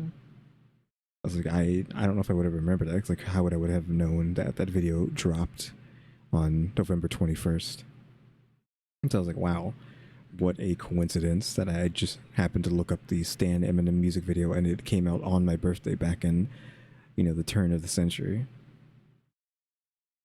Anyways, though, yeah, I mean, this guy is just literally committing that video right now, complaining that she's not responding to any of his letters, and if she would have just at least responded once or something. Because he's writing her letters. He's part of her fan club. He says, if she had just written back just once, I would have been happy. But she didn't. So this is basically the song Stan from Eminem. That's right? what a lot of Oh my god. I paused right before that. I can't believe this nonsense from this is crazy. Like, talking about Stan, looking up Stan, it having released on my birthday, then them immediately mentioning Stan right after. Eminem might have based the song on this Bjork situation, but still, like, oof, oh my god. A lot of people say, yeah, about this case. Instead, the worst day of Ricardo's By the way, I love that song. life happens. Ricardo and his buddy Ralph were out to the movies one night, and they bought tickets, but they still had some time to kill before the movie started. So they head over to the Barnes & Nobles in the same shopping plaza, which is like a massive bookstore, and they start walking through the magazine aisle. He sees 2 magazines with Bjork on the cover. Jackpot. He buys both. If Bjork is on the cover, he doesn't even check the price. He grabs it. Double, same magazine? No, Twice? 2 different. Oh, 2 magazines. He buys both of them, throws it into his little basket. He's so excited, but he has to play it off cool in front of Ralph, make it seem somewhat normal. He just casually flips through it here and there. And then when he gets home, he starts really analyzing it. The first magazine was good. I mean, she just has the most enchanting look. He says, when I first looked at her, wow, she blew my mind completely. I've never seen her look like that before. Those olive green eyes. But by the second one, things are starting to get weird. In an interview, all Ricardo wants to remember from this is that she talked about having a rough relationship with alcohol. He scrambles in his diary. She's an alcoholic, big time. Which is not very childlike of her. He did not like that. Yes. He's mad? Is he mad about that? Yes, but nothing compared to this. And she has a lover. So at this point, she already has a son. Yeah. But there in the print, in the words, states that she's in a relationship with a music producer named Goldie. He flies into a rage. He starts Okay, another person, not Jeff Goldblum now. spiraling in the video diaries, thinking about what the 2 of them have done together intimately. He says she broke the worst 2 people with the word gold in their name, though. into a rage. He starts spiraling in the video diaries, thinking about what the 2 of them have done together intimately. He says she broke the worst law you can break, in my book. She went out with a black man and f***ed him. Oh, okay. I forgot that was on his fridge or something. Right. Yeah, I don't know who the heck this guy is. She looks so different now there as well, like ginger hair with freckles. I don't remember her having freckles before any of the other shots, but it might have just been like the coloring. Couldn't really quite see it. And like this is like almost an emerald green for the eyes, like a jewel-esque, we'll say like a gem, almost a green color compared to what they looked like earlier with the softer standard green with the brown in it too. Like it was like a blend from brown to green, I believe, is what I remember seeing. This is just like straight solid high saturation. It's probably just because that's how they color graded this image. Like they took the image, but then they cranked the saturation really high to make the hair that gingery. The lips are very like artificially pink. It doesn't look like a natural pink, because look how pink that is. And the blue on the shirt as well. And then of course I already talked about the eyes, but that blue of the shirt is cranked up as well in comparison to the right image, which is heavily desaturated. So this is probably on purpose, right? Her image saturation is cranked up and his saturation is cranked down. Probably went down on him too. Who knows? She probably even got him in the back. Like he goes on a rant of how all the black men are taking the white woman. Side note, he's from Uruguay, so he's South American. Okay. Yeah. I guess it's like, okay, so it's very interesting. A lot of people have analyzed this, and I don't know if I should be the one speaking of this, but in the beginning of the video diaries, he's very much white passing. His cadence, I guess, is what you would... Sure, but clearly with a name that he's not, because that's just how some, I don't know, we're going to say Mexicans or South Americans are. I mean, it's a spectrum of skin tone. They're not just brown, like just dark brown. You can go for anywhere from like looking white to being like deep brown, probably like browner than black, right? Some black people, I mean, especially like darker than me, right? Because I've said before I'm like half black, but I haven't gotten like a lot of good sun in a long time, so I'm actually pretty pale, unfortunately. It's one thing I don't like is how light my skin is, question mark, compared to at least what it used to be, which was like a nice, I don't want to, it sounds weird, like a nice caramel color. where I would actually get compliments from girls back then, be like, "Oh my god, your skin tone is so nice." Like literally, girls were saying like they loved the color of my skin, which that also sounds weird, but I'm just just telling the truth. But now I'm like I'm too pale. But anyways, I'm just saying there's a spectrum of color there. So yeah, I assumed like he looks like a white guy, but some Hispanics is what I should say. Some Hispanics can just look white. That's just normal. That's not anything crazy. Consider more American. You don't hear much of his accent. And he has this like fluffy, floofy hair that looks very quintessential, I guess, like white. But then throughout this diaries, he starts shaving his head and he starts letting his accent come out more freely. So it's very, I don't know. Why did he shave his head? Oh, he has like a mental break again throughout the video diaries, and he declines physically and mentally. So he just shaves his head twice. Something else I wanted to say about this too, but I forgot what it was. About this. Maybe if I go back a bit. Looks very quintessential, I guess, like white. Diaries, he's very much white passing. His cadence, I guess, is what you would consider more American. You don't hear much of his accent. And he has this like fluffy, floofy hair that looks very quintessential, I guess, like white. But then throughout this diaries, he starts shaving his head and he starts letting his accent come out more freely. So it's very, I don't know. Why did he shave his head? Oh, he has like a mental break again throughout the video diaries, and he declines physically and mentally. So he just shaves his head twice. Just a little mental break. Yeah. Okay. We'll get into it. Oh, okay. So he starts ranting. There's less than 3% of white women in this world, okay? But to let you know some of the facts, to remind myself, 3% of white women in this world that are of childbearing age. 3%, that's it. Oh yeah, we're talking about the so-and-so stealing all the white women is what was being said there. And now they're dating black men? Well, he doesn't even say black men. He uses like a lot of slurs. He also goes on to state that the best type of place for him to attack, another fantasy of his, is to go, quote, shoot up a place, and the best target, quote, would be a f***ing rap concert. The best target would be a fucking rap concert. Oh my god. Those are the type of people that I would love to exterminate. I'm gonna die fine, but you have to pick all you motherfuckers with me. Whoa. He continues, I mean, like, this is a satanic thing that she just happens to be with a f***ing... Like, it's set up for me to do something. I mean, I know she's been with other guys before. You think I like that? No. But what I do many times, I try to think, it's not that big of a deal. It's not a big deal. I mean, it's not a big deal to me, though, because I'm a virgin. I've got tons of footage of it, all different kinds, but I'm a virgin. I've never known a woman. And she's been with a French guy, and they say the French are the best lovers. I mean, I wouldn't know if that's true or not, but I guess she knows. And now she's gonna marry this black guy, and I've already told you, that's unacceptable, It's completely unacceptable. He claims that he's not just upset that she's dating someone, but it's the fact that she's dating a black man. He says, for her, a dick is a dick, But I'm a piece of shit. The reason why whites are so afraid of, black people taking their women is because, like the saying goes, once you try black, you ain't going back. And me having seen... Like a lot of this stuff is like very 90s. Like I'm not really surprised like hearing any of this because it's just 90s stuff. Like even that phrase, right? That's very 90s phrase, question mark. I kind of want to hear some of this again because it's like I'm missing some of the stuff I have opinions on, kind of. I mean, I wouldn't know if that's true or not, but I guess she knows. And now... Oh, it was a French thing. I feel like it was more like a Latin lover back then was the thing. So I don't know what he means by French. I feel like a Latin lover would have been considered like the quote unquote best lover back in the day, at least for a man? Question mark. So I don't know where he's getting this like French thing. I guess was that a thing? I don't remember hearing anything about that, right? French usually just get clowned on by everything, right? That's usually the butt of a joke. But again, back then, Latin lover would have been considered the premium male. I don't know what you say. Male lover, just to say male lover. Now she's gonna marry this black guy, and I've already told you, that's unacceptable, It's completely unacceptable.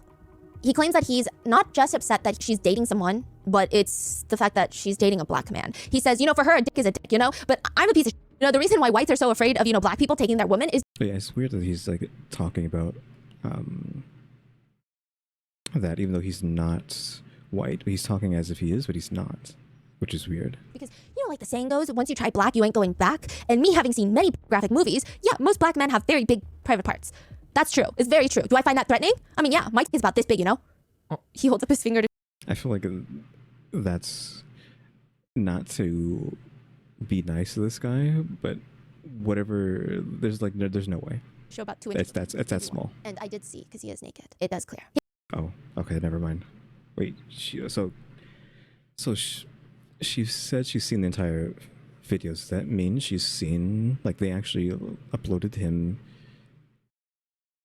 like fully unaliving himself, question mark, and thus you can see him naked in the video. Like, how much of these videos has she seen? Because she said she's seen him naked. So has she also seen him dead? No. He holds up his finger. Again, I was trying to be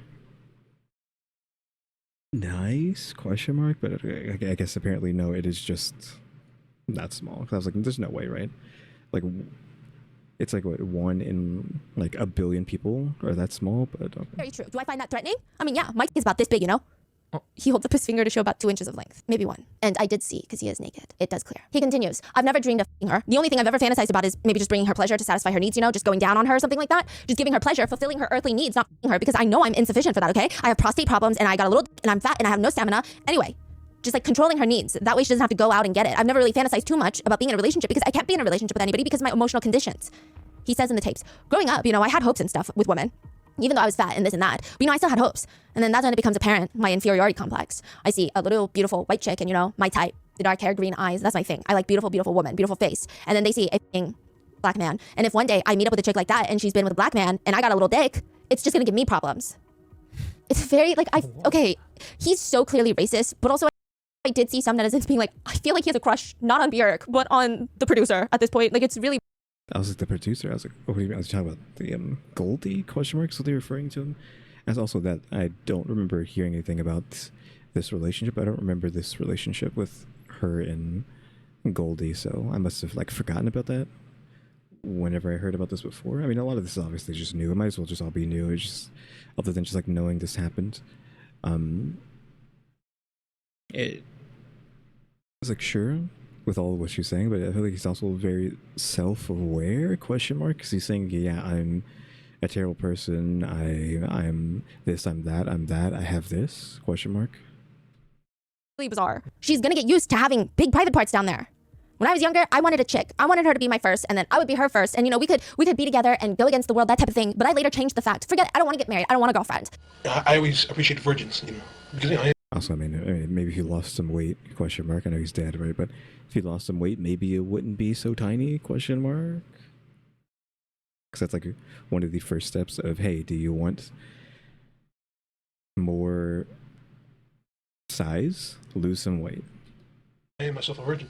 And my time, you know, when I was young, I would think, I'm gonna marry a virgin. Because if you got a chick with a lot of experience and you don't have no experience, then you're kissing her and you gotta think, man, she's been with so many guys. How many guys has she been with? How many? And that fact alone would just kill me inside. He states that he just wanted to love Björk and she's ruined it all by dating that music producer, which is why she needs to be harmed. Ricardo tells his little video diaries that there has been a change in his plans. He says, I'm gonna do it somewhat different now. The AIDS thing, I'm afraid I'm not gonna be able to do that. Why? Because I don't have AIDS, you know, that I know of. And to obtain it from a sex worker is gonna be very, very, very difficult, very complicated. So, you know, it'd be very tricky. Ricardo switches his plan to using hydrochloric acid instead. Okay, so it's hydrochloric acid, not sulfuric acid. Still in the needle or? No, a spray. He wants to acid attack her in a bomb. Oh my gosh. So what am I left with? Right now, I have 2 options. I'm 85% using hydrochloric acid. If he cannot inject AIDS into her, he will spray acid all over her, permanently scarring her. The prototype is simple, a book bomb. The rest of the video diaries is of him trying to execute his new plan. He was able to get his hands on 36%, even though he wanted 100% hydrochloric acid. But he starts experimenting with the acid to see if it'll even work in the first place. He gets all suited up in what looks like a face shield, rubber apron, rubber gloves, a rain jacket. It looks like one of those disposable rain ponchos. It doesn't look like he has anything on his legs, though. He's just wearing regular pants. But I'm sure it's from his former position as an exterminator, right? Oh yeah, he Former position? quits his job. We'll get into it. It looks a little more protective than a raincoat. But his biggest concern isn't even the contact with the skin. He's like, it's the fumes, the inhalation of the fumes. Now, the camera ends up malfunctioning, so we can't see what the results of the experiment are, but he does test the hydrochloric acid on pizza, bread, vegetables, and then ultimately a little bit of on himself. All with very, very Why would he do that? disappointing results. He says, I'm not too happy with it. I don't think it was enough. I touched it with my hand. I touched the surface of it, and nothing happened. Nothing happened on the pizza either. It's just soggy. Which is how he moves to sulfuric acid. Okay, I was going to say, like, hydrochloric. But yeah, I'm pretty sure I said sulfuric acid is what you would be using at the very beginning, so, like, obviously, duh, like, you're going to go with sulfuric acid. Sulfuric acid is the most commonly used acid for acid attacks. It is highly corrosive, and you can find it in household products like drain cleaners. It just melts things away. On humans, it'll cause at least severe burns, and then it can get even into the territory of deep tissue damage, leading to permanent disfigurement, blindness, long-term psychological trauma. And this is doing it for him. He compares the two acids on pieces of salami. The hydrochloric acid, it turns a tiny piece of the salami into a deeper red color, almost as if someone got a sunburn. But the sulfuric acid basically kills the salami with dark splotches of burnt meat all over. It's gonna be the sulfuric acid. He starts manufacturing his own spray mechanism. Basically, this is his getup. He's going to have hollow out a book. He's going to send letters to Bjork's management and say, hey, I want Bjork to read this script of this movie that my massive Hollywood company is producing. Maybe she wants to be a part of it. He's going to ship over this book, and inside of it is going to be a hole. When you look at it from the outside, it looks like a book. But when she opens the cover to read it, there's going to be a mechanism that gets triggered, and it's going to splash sulfuric acid all over her face, chest, hair, everywhere. The biggest problem, though, with the acid is that once you wipe it off, like if you were to wipe off sulfuric acid instantly, the damage lessens by tenfold. It's still probably going to leave scars, but it's not going to be as bad. If you're able to wash it off almost immediately, it's not going to be permanent. He said, Okay, what is it going to do? It's not going to mix it with anything, right? Like, try to make it napalmy?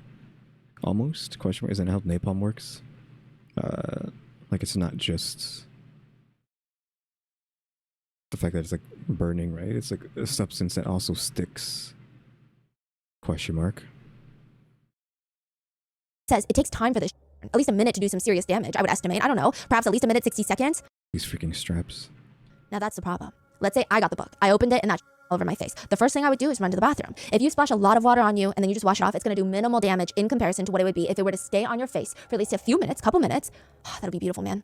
So this is what I was thinking. As soon as you open the book and wait for like 2 seconds, let the acid go, let her scream, and then say there's gonna be a voice trigger, like a little stereo system, a cassette that starts playing. This is a bomb, and it'll blow up and destroy the house. The first thing she's gonna do is grab her son and get the fuck out of the house, get her child or whoever's in that house, get the hell out. She's gonna worry about her Okay, that makes more sense. face afterward. Because I don't know if you can mix sulfuric acid with anything to make it more sticky. Question mark. I'm counting on that. Of course, I'm not gonna have an explosive in there. But just the fact of, a countdown, 20 seconds, this will blow up, let her run out the house, all burning up and stuff, and then wait till, the bomb, the house blows up, which is not, and then all that is going to be eating up her face, little by little. That's a hell of a plan. Very insightful, very sadistic. Because this is what happens, if you splash all that on you, and then you just wash it off, it's going to do minimal damage in comparison to what it would be if it were to stay on your face at least a few minutes. A couple, 3 minutes. That will be beautiful. It burns right through clothing like that, man. Makes holes in clothing. So that's going to be fucking beautiful. Like I said, I'm not gonna let pride stand in my work whatsoever. I don't care how much work I do on this little thing. My goal, as far as this concerns me, is to screw her up psychologically. The trust factor, just completely rape her mind, like completely destroy that, screw her up completely, and then of course, her out physically, okay? Ricardo starts sketching out Bjork's face on a giant slab of cardboard. He does not use his so-called artistic skills on the drawing. He's mainly focused on getting her to be a somewhat believable size on the cardboard. Once he's done, he hangs up the cardboard sheet with Bjork's drawing onto his shower wall. He uses his little canister that he's been preparing to put the acid into. He mixes water with black paint, puts it inside, shakes it up, lets it spray all over her. And this is supposed to be a simulation of what will happen to Bjork when she opens that book. It looks like someone threw 50 water balloons at a target. It's a lot of liquid. Dense liquid. Yeah, that was a lot for what you'd assume wouldn't be that big. Like, is that container inside the book really going to have that much liquid inside? It's not like a mist. So it looks like it would work, and it would be bad. It appears fatal. I mean, it gets all over the cardboard, Bjork's face, neck, chest. Ricardo steps back to admire his work, and he grabs the camera, and he shoves his face in the camera. Direct fucking hit. Let's see what I did. Now that there's fucking art. I'm doing, and I mean, all over her face, all over her chest, especially here. Man, when she takes that shirt off, it's just gonna rip it off. Her flesh. Fucking beautiful. That's gonna be fucking sulfuric acid, dude. I had no idea it was gonna. I'm like, we're gonna like just skip past this for a second. Not skip past it, but look at this right now. Again, we're getting off topic again. So I'm like looking at Stephanie's face closer right now, and I just noticed like, what is going on? Why does it look like she has not a black eye, but her left eye is swollen? Question mark. What is going on there? I know she has allergies and stuff like that, right? But what is going on there? Was everything okay a year, like 2 years ago? Like, well, she looked like she got hit in the eye. What happened? Like July 17th, 2024 is when this video was uploaded. Like, am I crazy? Does it not look like she got hit in the eye or something? Like her left eye is swollen. And by left, I mean this one. Like her literal left, not her left eye from our perspective, but her left eye looks like it's swollen.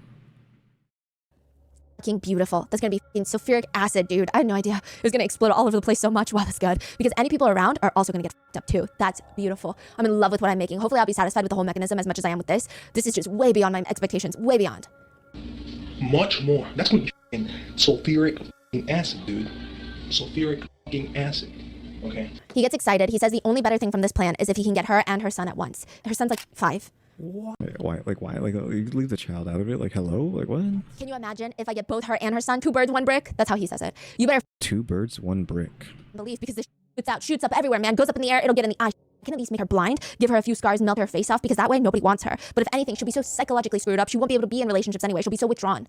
I mean, she might stick to music if she has her throat intact. Yeah, and if she can't talk, she'll probably still compose music.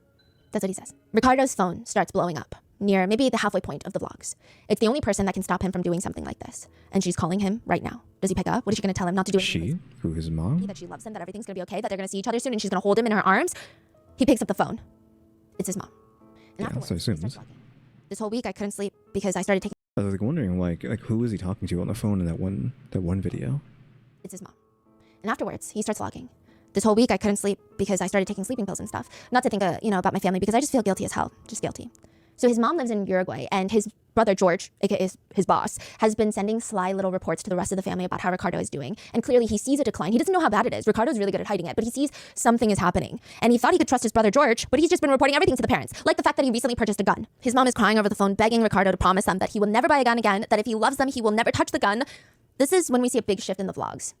In the video diaries, it does seem that Ricardo takes a step back from his plans. His mom does seem to have an effect on him where she can kind of somewhat bring him back to reality. I mean, don't get me wrong, he's still fully infatuated with Björk, but it's almost... I mean, yeah, it is his mom, right? So that's probably right. Like, what's going to happen towards the mom's, like, mom has no effect anymore. He just goes through with it anyways. very briefly seems like even he himself realizes how bizarre his plans are.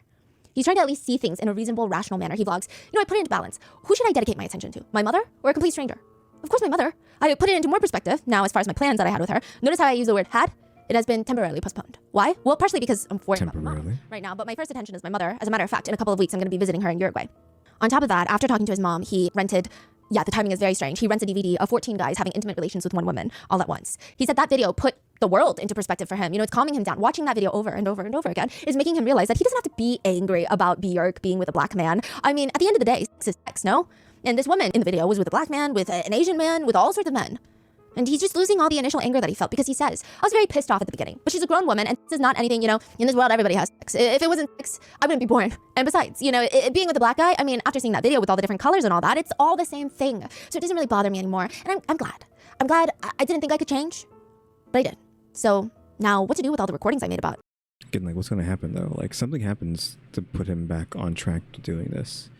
I feel like the mom should just kidnapped him whenever he went to visit and just lock him away until he gets better.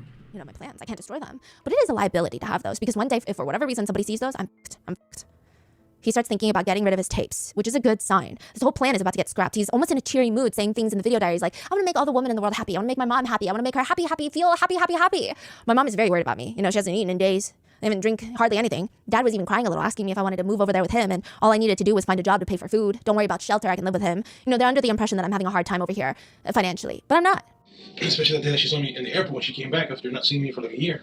I mean, that really caught me off guard. I mean, yeah, I knew she was going to be happy to see me. And I was like, oh, wow, why not? Like that. She said hi to George, and she saw me, and she just started crying. It's, she was, Ricardo, I wonder if the parents thought that he's about to do something to himself. Yeah. Right. Okay. So they didn't think that he's. Well, I mean, else. he did. So. No. And a series of incidents start taking place that turns this whole thing around and almost speeds it up. Ricardo gets into multiple fights with his brother. He gets very lazy at his job and he quits his job in anger. So now George, his older brother, is no longer going to be the one keeping tabs on him. And Ricardo feels like his life is over. He's got no financial means. He has no contact with the outside world. He is going to be able to live on $2 a day on food. He has no cable, no TV, no phone service because all of those are getting cut off. He's about to get evicted. He has nothing and nobody and no backup plan except his plan. So he just casually vlogs again with his hair shaved. I'm going to do it. He starts ranting. She was the chain that was holding me to this world besides my mother. But even his dad said, hey, man, live with me. You don't have to worry about anything ever again. Just come live with me. Like, that was said. So I don't know why he just isn't. That isn't like an excuse, ? Because his dad literally said, "Hey, I'll take care of you?" Question mark. Because they were worried that he was going to do something like this. I mean, that sounds horrible, but the chain with my mother is because I feel debt to her. You know, I owe her. But with Björk, it's not like that. I have this link that's love. Anyway, this link that was holding me to earth each day is gone. Is what I'm doing an act of vengeance? I'm not exactly sure, but I'm going to destroy her. God damn it, you know? Hey, I wasn't asked to be a part of this. There's a problem with having kids. This is the problem. The people have kids for selfish reasons, People avoid child birth control for selfish reasons, okay? And you have to ultimately pay for every mistake that you make. That is the problem with having kids. You know, what about kids? He's basically saying this is his parents' fault. You can raise them the best you can and this and that, and they can end up all screwed up like me, okay? I could be a lot worse, but nonetheless, I'm going to bring my parents and my family a lot of pain, a lot of shame. But I was not asked to. None of us are asked to be brought into this world. It is a crime. It is a fucking crime to bring children into this world, and you shall pay for it. We live in a world of monsters. Do you understand that? A world of monsters. I'm going to die with the monsters, so I will die as a monster. I'm not going to die an innocent man. And I held up as long as I could. My original plans were for my parents to die and then for me to do this shit, but hey, things change. He was waiting for his parents like to die of old age and then do it so they wouldn't have to be alive to see what he had done? Question mark, I'm guessing. Things change. I mean, this is going to destroy my family. This is going to be a skeleton in their closet, but I can't live for them. If I'm going to live, I have to live for myself. I can't do this. I can't be alive to please others. It's not going to work. I'm too selfish for that. So, I mean, I'm sorry, but hey, I got to do what I got to do. So he finishes creating his acid bomb and takes it to the post office to ship it. He brings a gun with him just in case because he states he cannot get caught. He would rather die than go to prison. I will walk over there. I have my handgun loaded in my sack here.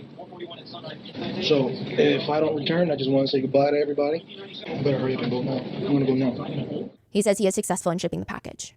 So other terrifying moments from the footage include him making comments about his body. He talks about how he has an extra X chromosome and 1 in every 1,200 people have it. And most of the time people don't even know they have it, but some people have symptoms, and his symptoms included enlarged breasts. So he's stating even when he is thinner, he has large breasts. He just has a lot more breast tissue that becomes fattier. I don't know. Can you get that reduced? Question mark. I don't know. Again, I think a lot of his issues would be fixed if he did just lose weight. At least some of his psychological issues, right? Or any things that would bring him psychological problems. Like he's saying, he can't get a woman. He doesn't like his thing, question mark, though the chest, I don't know. Again, I don't know if you can get surgeries for that, but I'm guessing maybe it will just keep coming back. I don't know. Which apparently is a thing, which I had just saw on Twitter yesterday, question mark. Just scrolling down, for some reason, this thing popped up about how this woman was getting reduction surgery, but she's gotten it several times because they just keep growing back. I didn't know that was something that could happen, but it makes sense, right? For fat to just keep accumulating in said area. So I'm guessing even if he gets a reduction, the body might just naturally keep pumping fat into the area to take it back to where it used to be. So even if he does get it removed to a point that he likes, it might just continue to inflate back up over and over again, and he'd have to keep getting it removed over and over again. Yeah. So at one point, he is ranting about that. He also holds up a giant power tool, and he states that he can't use it, though, because his neighbors are going to hear the power tool. And he comments, "This is like me having a big dick. It would just be pointless. I still can't use it." In another segment of the video diaries, he's rubbing his eyes, stating that he has all these allergic reactions to the chemicals that he deals with on a daily basis as an exterminator. And he comments, scratching, "Oh, the pain hurts." I feel like he could get some sort of lawsuit going for that, right? It's you have such a hazard, a work hazard going on there. Get some sort of compensation for that. My body is sending endorphins, the expression, "Oh, it hurts so good." A lot of that can be applied to sex too, especially for women. They're getting around, and it hurts for some, but it feels so good because of the endorphins. There's another point in the video diaries, he starts talking about how he was on the road and he saw a car that flipped over 3 times and crashed. He and his friend pulled over and they see a bunch of girls get out of the car, maybe in their 20s. One of them had a busted lip, the other one had a broken ankle, had blood from her head. So they stopped to help and wait for the police. One of the girls was clearly in shock, major shock. She looked good, but she was in shock. Not good, but she looked okay. Mm-hmm. She's sitting down and he could see the outline of her private parts through her tights. And he said, "I'll be frank with you. I was not actually turned off at all by the blood." That's all he gives us. He also mentions that he ran out of toilet paper, so he has to go back to using his hand. What? He also he's that broke that he can't get toilet paper? Mentions how he is his worst enemy and he just needs the bomb to be mailed to London and he is able to successfully do that, if you will. And yeah, I'm not going to argue that he is his worst enemy. He just needs super therapy. He needed super therapy. I'm not gonna say he needed because he's not here anymore, right? But he needed desperately some sort of therapy, right? But none of it matters because it Because technically he didn't hurt anybody. He attempted to, but it didn't actually go through. So the only person he hurt was himself and his family. By him ending his life. will be traced back to him, and he knows it. He knows he cannot outsmart the FBI, nor does he want to. He just knows he needs to get it to Björk, ruin her, and then he's gonna die. He says, if they come bust down the door and arrest me, I go to prison, I become a in prison, okay? I can't let that happen. I'm not gonna survive at all in prison. He starts preparing for his death. He says one final message to Björk. He says, Dear Björk, everyone's safety depends principally on the fact that nobody wishes to kill them. We have come to depend. Before that, let's go back. Just have something to say about that. That is a very 90s thing to be scared about. Like, it was censored there, but I believe what she was saying was that he can't go to prison. He can't live in prison because he's going to get extracurricularly assaulted in prison, we'll say. Like grape juice, the word I'll also use. But yeah, he's going to get extracurricularly assaulted in prison, and he can't have that happen. That he's not made out for prison. I feel that's also another 90s way of thinking, question mark. Because even in my perspective, like my dad would like use that as a deterrent, even though I've never done anything bad really in my life. Like, well, you want to go to prison so you can get, assaulted in prison? Like, is that what you're trying to do? Like, it's in some sort of way, like trying to use that you're going to be assaulted in prison as a deterrent of like doing anything bad. In prison, okay? I can't let that happen. I'm not going to survive at all in prison. He starts preparing for his death. He says one final message to Björk. He says, Dear Björk, everyone's safety depends principally on the fact that nobody wishes to kill them. We have come to depend on what we have called the goodwill of civilization. But Agatha Christie says murder is easy. It's unfortunate that we live in a world of monsters that wish nothing more in their hearts than to strip you of every possible joy in your life. So thus I introduce myself, to strip you of every possible joy in your life. I intend no lesson to be taught. I have little insight, no ideas, no solutions that can make any difference. I just want to make you cry. I really doubt any success in this attempt. This was, but just my low-risk mission. I am, though, ready to embark on my last attempt. Your death was not my intention. What you will give me is your pain, in exchange for my family's despair of my death. My death is really less related to my obsession with you. It's my unwillingness to partake in this world for various reasons. My mission, though, is related to you, because it is my last joy. Honestly, your only mistake was having caught my eye. I really should not blame you for not being what I wanted you to be. You being a mother, there is nothing more than I could take from you than your son's innocence. I would jump at the chance of disemboweling your son, slowly hammering his kneecaps into a bloody pulp in your presence, tear into his flesh, to consume his flesh, to become one with his flesh, to enter new worlds with your pain becomes my sacred key. Well, I am a realist, though. I will just bury a bullet in his head. It's easier. I'm not crazy, I just pretend to be.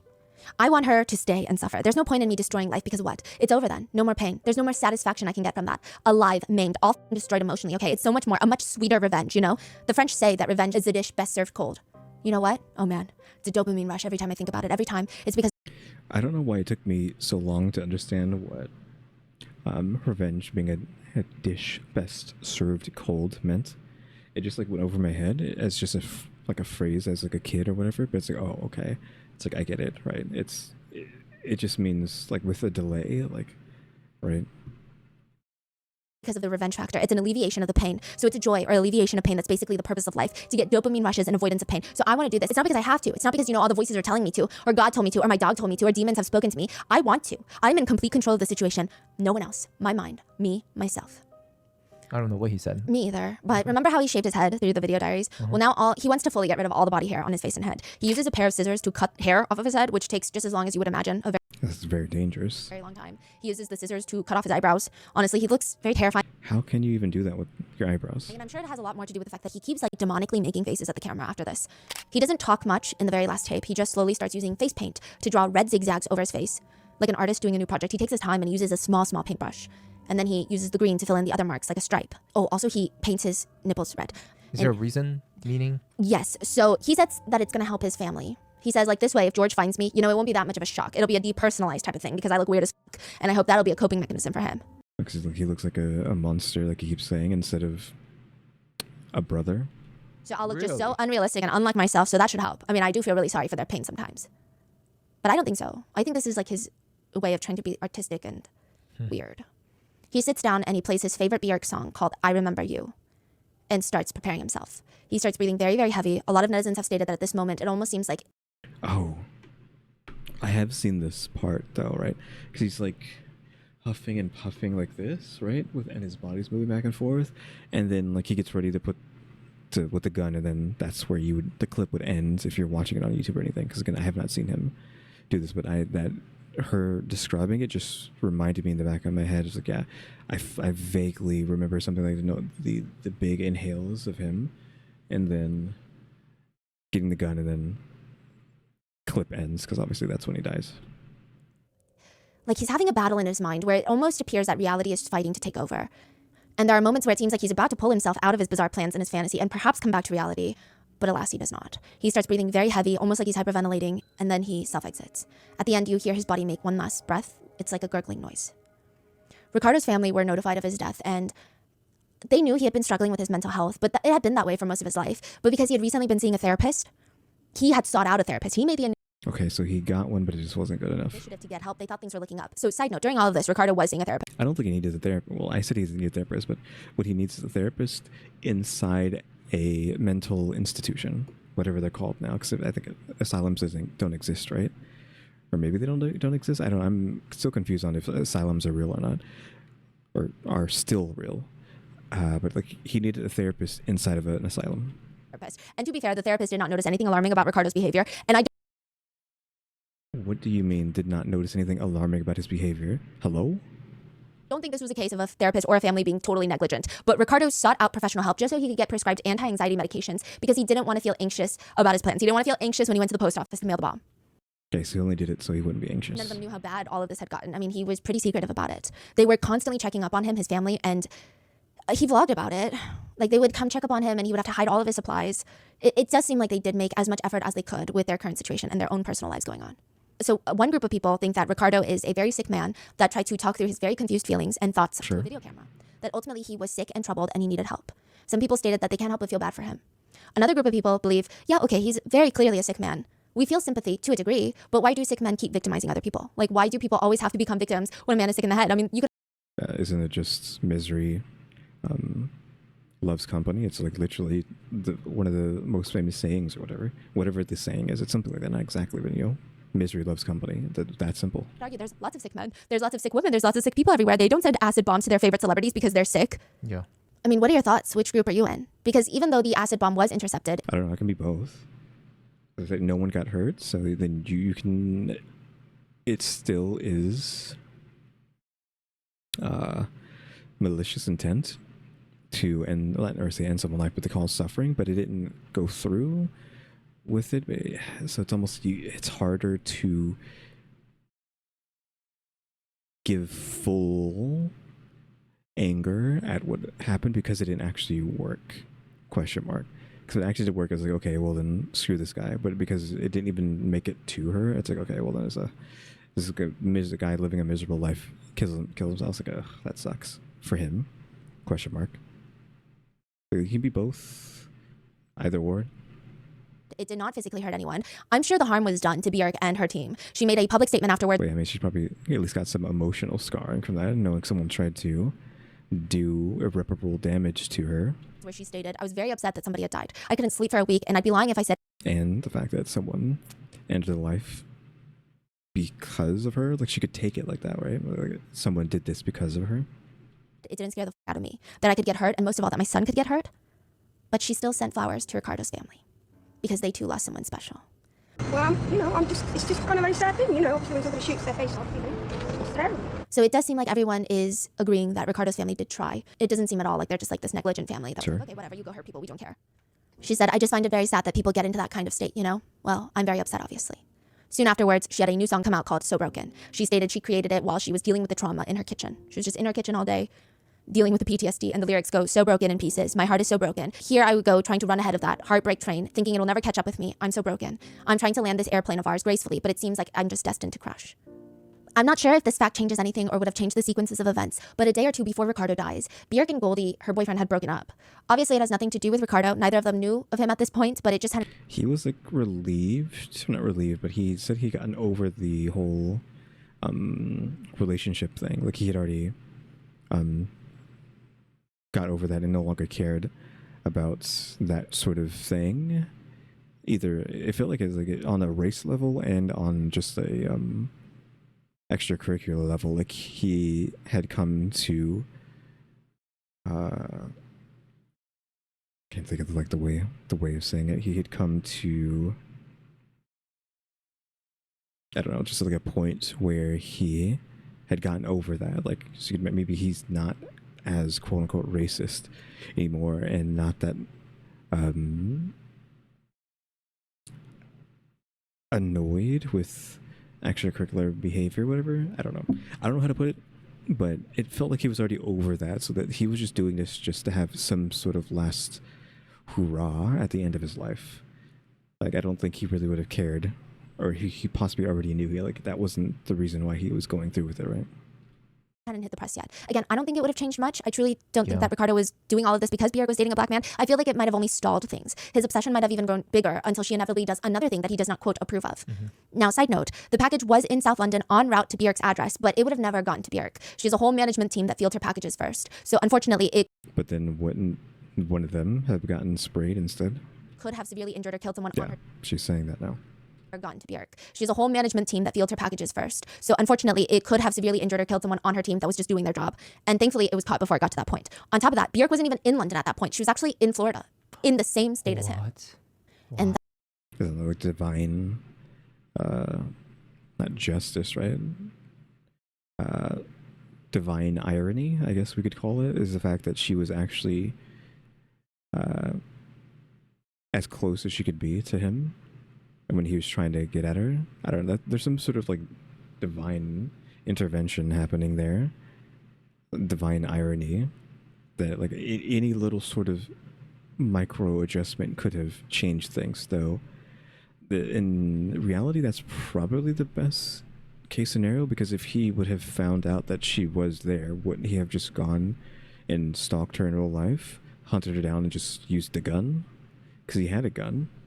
I mean, that's what he used to end his life with. So I think it's better for him to have not known that. And again, it's just more the irony, because if he would have known, he probably would have actually succeeded. that is the story of Bjork's stalker.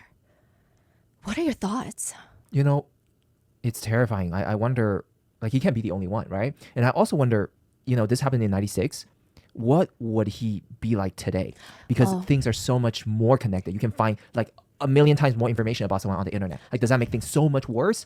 Or is there more help to be found through online communities? Or is I don't know. I think humanity as a whole has gotten crazier, and like dumber and crazier. So I don't know. And I'm not being sarcastic or anything. I mean, I truly believe that. it just going to be so much worse? I think so much worse. Because the way that he was obsessively somewhat tracking her, I think that he didn't know that she was in Florida because there was a delay in the news cycle. But I wonder if this was happening in today's age. If he knew, Right. would things be different? Right. Yeah, I mean, I was just saying that like he could have actually killed her, because he could have just stalked her in real life and then ended it with a gun. Right. Yeah. Terrifying. So please be safe out there, and I will see you guys in Okay, that's the end of it. Like, there's literally 1 second left on the video before it cuts, so it's gonna stop there. But yeah, that is that video. Again, this was suggested by Danelli. But yep, that was that. Again, I've already, of course, like I said at the beginning, heard of this story, but this obviously went way more in depth into it than that. It's just a crazy story. Again, like, no one got hurt except for him, so you can only be so upset at him, question mark, because all the stuff that happened was just to himself, right? It's just how would people normally put it? Like, it's just a very depraved, I think depraved isn't the right word. I think it's mentally depraved, maybe, individual who needed, like, I don't know, super help, not just like standard help, because he said he got a therapist, right, and his family's trying to help him. Like, we needed like more than that. We need like next level help for this guy, question mark. Yeah, it's just an unfortunate situation all around, because of course the family suffers, right? That's the actual tragedy there, right? Because the family seemed to have loved him, so they had lost their family member, question mark. So yeah, there's that. Yeah, I think that's all we're gonna have to say for today. So I guess we can go ahead and end. I don't think I have anything else to say. Other than, again, or once again, thank you to alexgkiller 880 for donating to the new PC fund on Throne.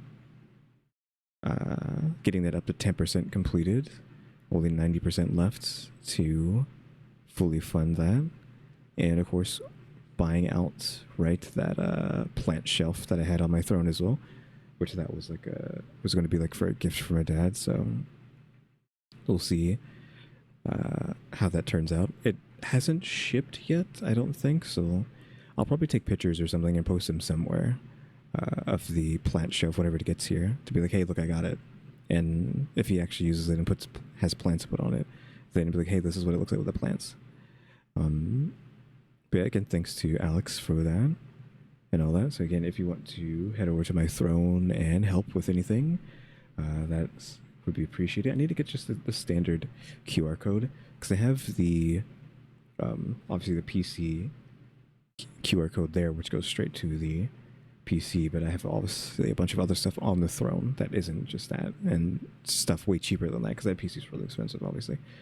But if you want to help out, go over there. Go look through my wish list. If you can get to my wish list from this link, I don't know if you can. Just go to my links that are on my channel somewhere. In the description below somewhere, there should be the throne. If not the throne, my thing that takes you to all the links that I have. And then you can go over to my throne, see what I have on there. I need to add some more stuff at some point. But yeah, cuties, thanks for watching. Remember to buy my stickers, and think about becoming a member, subscribe if you haven't subscribed, so we can watch them and subscribers, and over we have a throne now as well. And shout out to the members, EmmyStarr, RaleyDrew, and alexgkiller 880. Hey cuties, thanks for watching. Tune into the next episode. Like, subscribe, hype, and comment. Another do. See you.